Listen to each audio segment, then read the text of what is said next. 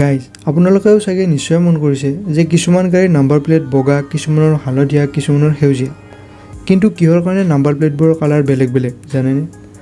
আমি ক'ৰবাত যদি ডাঙৰ নদী, ডাঙৰ পুখুৰী, কুঁৱা এইবোৰ দেখা পাওঁ, তেতিয়া আমি তাত 1 টকা 2 টকাৰ মুদ্ৰা দি সেৱা জনাওঁ, হয়নে? কিন্তু কিহৰ কাৰণে জানেনে?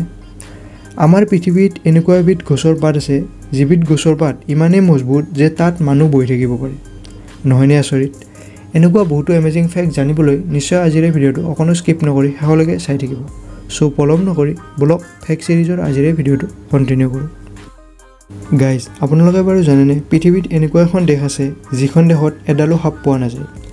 কোনখন দেশ বাৰু সেইখন জানেনে? এই দেশখন হ'ল নিউজিলেণ্ড। হয়, নিউজিলেণ্ড দেশখনত এডালো সাপ পোৱা নাযায়। এই ফেক্টটো আপুনি আগতে জানিছিলে? তলত কমেণ্ট কৰি নিশ্চয় জনাব। গাইজ আপোনালোকেও নিশ্চয় মন কৰিছে চাগে যে বহু মানুহে ডাঙৰ নদী, কুঁৱা, ডাঙৰ পুখুৰী এইবিলাকত মুদ্ৰা 1 টকা 2 টকাৰ মুদ্ৰা পেলাই দি সেৱা জনায়। কিন্তু কিহৰ কাৰণে এই কামটো কৰে জানেনে আপুনি? পুৰণি সময়ত বেছিভাগ মুদ্ৰা তামেৰে বনোৱা হৈছিল আৰু সেই সময়ত গোটেই গাঁৱৰ মানুহে পানী খাবলৈ বহু বেছি সুবিধা নাছিল। মাত্ৰ এটাই চ'ৰ্চ আছিল, নদী, পুখুৰী বা কুঁৱা এনেধৰণৰ মাত্ৰ এটাই চ'ৰ্চ আছিল। মানুহৰ শৰীৰটো ভালে থাকিবলৈ শৰীৰত তামৰো প্ৰয়োজন হয় আৰু সেইকাৰণে আমাৰ পূৰ্বপুৰুষসকলে এটা পৰম্পৰা বনালে যে সকলো লোকে এটাকৈ তামৰ মুদ্ৰা সেই নদী, পুখুৰী বা কুঁৱা যিটোৰ পৰা পানী ব্যৱহাৰ কৰে খাবলৈ, তাত তামৰ মুদ্ৰা দিব।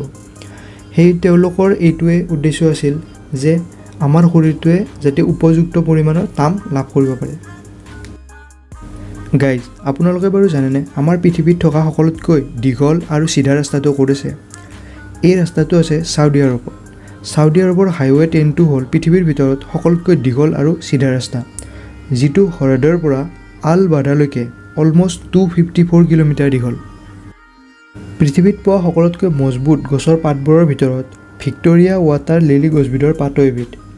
আপুনি জানি আচৰিত হ'ব যে এই গছবিধৰ পাতবোৰ ইমানেই মজবুত যে সেই পাতত মানুহ বহিলেও একো নহয়। মানুহৰ ওজন পৰ্যন্ত এই পাতবিধে বহন কৰিব পাৰে। আপুনি এই ফেক্টটো আগতে জানিছিল? তলত কমেণ্ট কৰি নিশ্চয় জনাব।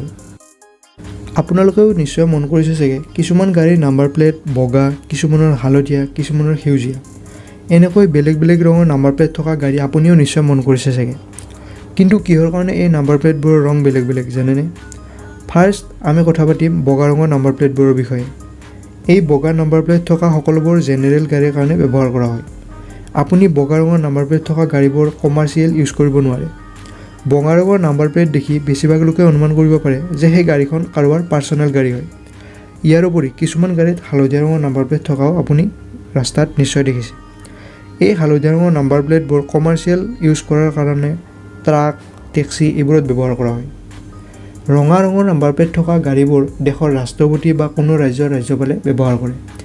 এই ৰঙা ৰঙৰ নাম্বাৰ প্লেটৰ ওপৰত অশোক চিহ্ন বনোৱা থাকে।